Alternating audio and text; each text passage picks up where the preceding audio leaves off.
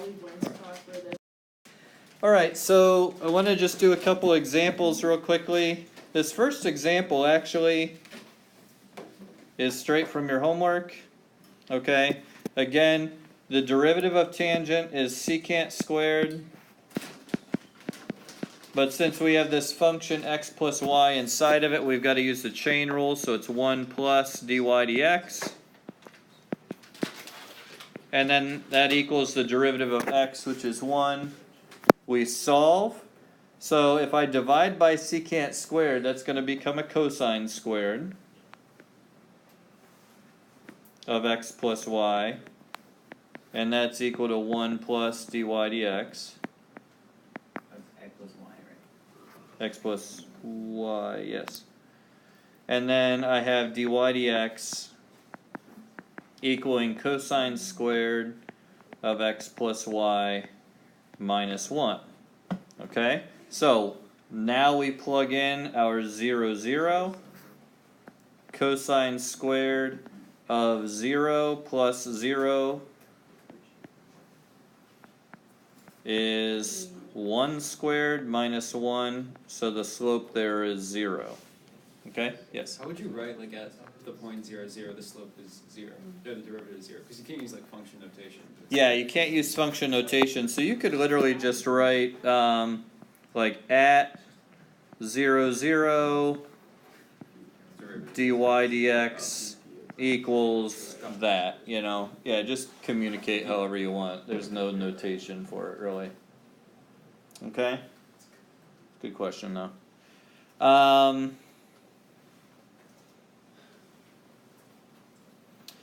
Now, this next one here, what is this the graph of? It's a circle, okay? Could we do this explicitly? We could. We'd have to do the top and the bottom half of the circle as separate functions. But doing this implicitly is actually a little bit easier. And notice here, what are we trying to find? T squared y over dx. Yeah, what is that? The second derivative, okay? They just didn't do it. Yeah, that's the second derivative. Remember that notation there. We saw that a little while ago, but... Alright, so... Is there a reason for where it is? After the d and then after the Yeah, there is. It's because you're taking the derivative with respect to x of dy dx. So the d gets squared, but the whole dx gets squared. So that's why the squares are where they are here and here. Okay. So let's find the first derivative. We have 2x plus 2y dy dx equals 0. And then we subtract the 2x, divide by a 2y, and we get dy dx equal to what? 2x over 2y. Or negative 2x over 2y. Negative 2x over 2y, which is just a negative x over y once you reduce. Okay? Good. So now we have to take the second derivative. So you have negative 1 over dy dx. Take the second derivative, the derivative of the derivative. What are we going to have to use on the right-hand side there? Yeah, the quotient rule. So our second derivative is going to be the derivative of the top, negative 1, times the bottom, minus the top times the derivative of the bottom, which is dy dx, all over the bottom squared. Okay, now, here's one thing though with this.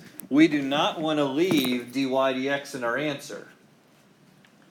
But what does dy dx equal? Minus x over 1. Yeah, we already have it. It's right here, negative x over y. So we should go ahead and plug that in. We have a negative y plus x times a negative x over y all over y squared. Okay, again, we simply plug this in for our dy dx. And then we should go ahead and simplify. You could do this a couple of different ways. You might want to go ahead and just multiply Remember, if you multiply by whatever the denominator is, it'll cancel out all the complex fractions. So if I multiply by y over y, I need to make sure I distribute to both terms here. But that's going to be a negative y squared minus an x squared over a y cubed. Is there another way to do that? You could get a common denominator on the top and then do the division. You'll get the same thing. Okay. All right? We all good? All right, one last one here is actually just taking this one step further. I have the graph given over here. We have the point radical 2 over 2, radical 2 over 2. And this graph, x squared times x squared plus y squared equals y squared. So I want the equation of the tangent line to the graph at this point. All right, so in other words, I'm looking for the equation of that blue line. So there's a couple of ways you could do this. What do you guys think we ought to do? Derivative implicit. Okay, take the derivative implicitly. On the left side, how would we do that? Product rule. Okay, we can use the product rule. If you want, Chain and then Just distribute. we could distribute. That might make things a little easier if you want. So x to the fourth plus x squared y squared. We'll still need to use the product rule, but only for part of it. And that equals y squared still. So now we'll take the derivative. And the derivative will be 4x cubed plus, and now here we have to use the product rule.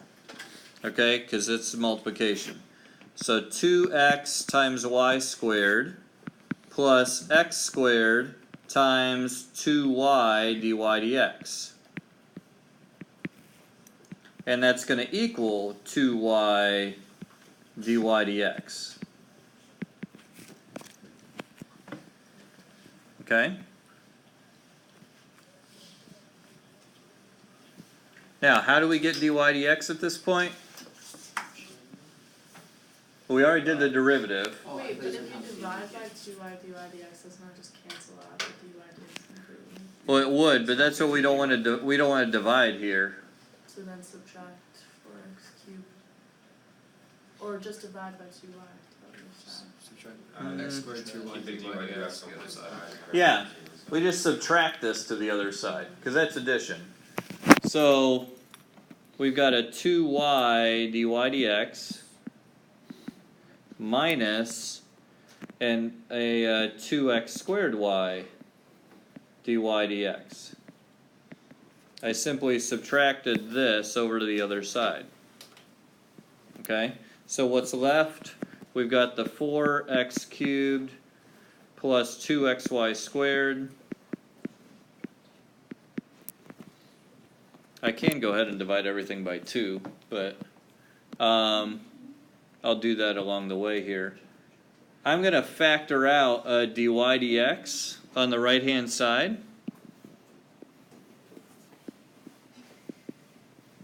And what's left over is this 2y minus 2x squared y.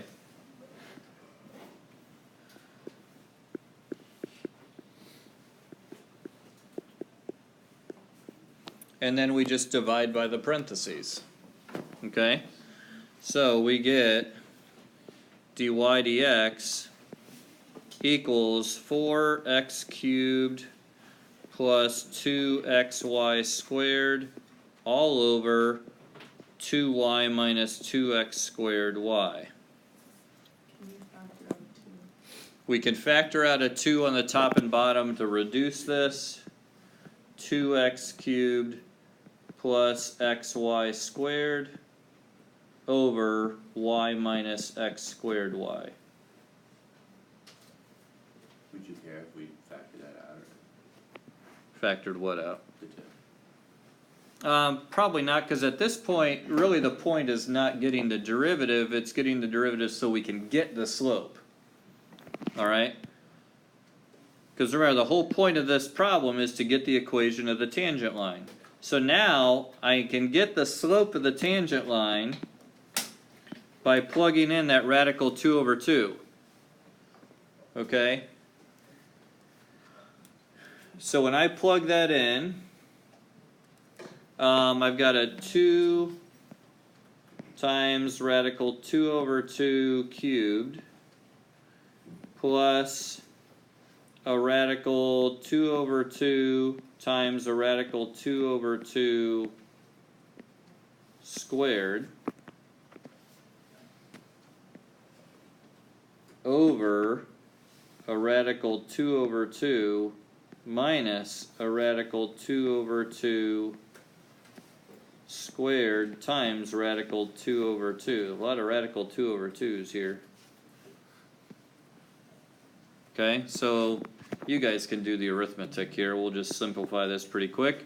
That's going to be a, when I cube it, it's going to be a 2 root 2 over 8, which is a root 2 over 4. So if I multiply that by 2, it's a root 2 over 2.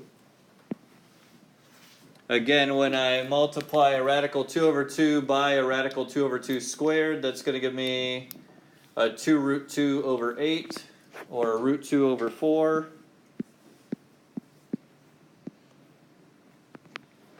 And this is going to be a root 2 over 2 minus a root 2 over 4. Oh, that should be plus. Okay. I wish I'd get something a little prettier than this. So let's get a common denominator. Alright. Maybe I shouldn't have reduced these in the first place. If I go back to before I reduced this, this would have been a 2 root 2 over 4. And then I could multiply this by a 2 over 2, so it's over 4 as well. So now I have a 3 root 2 over 4 divided by a 1 root 2 over 4. If I flip and multiply, the root 2's will cancel and the 4's will cancel, and that gives me a slope of 3. Isn't that nice? Okay.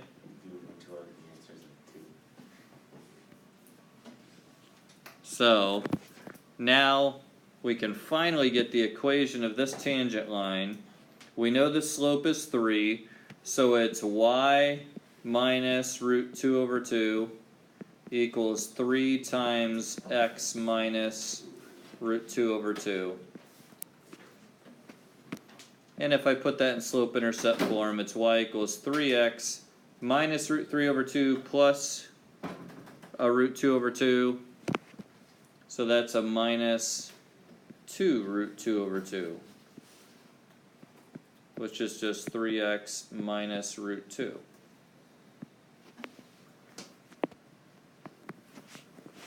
Okay? Now, we never just go on based on what things look like, but root 2 is about 1.4, and given that I just eyeballed this when I drew it, okay, 1.4 is feasible for sure. Negative 1.4 for a y-intercept is feasible. My drawing was a little bit off. Still in the right ballpark. Okay? So, there's our answer. Does that make sense? Okay. On all of this stuff that we're learning to do, the applications mostly stay the same. Like, we're going to do related rates, and that's a little bit different. We're going to start that tomorrow. But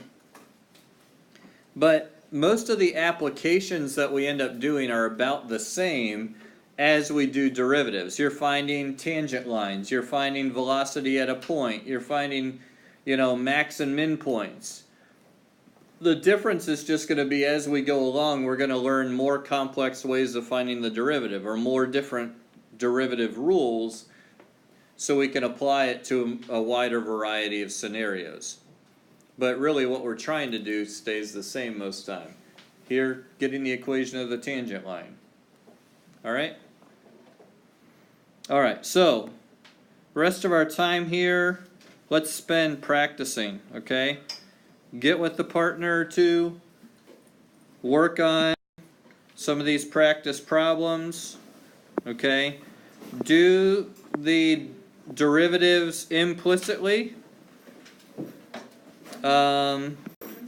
Even if you might be able to write it explicitly, go ahead and practice doing it implicitly for now, okay? All right.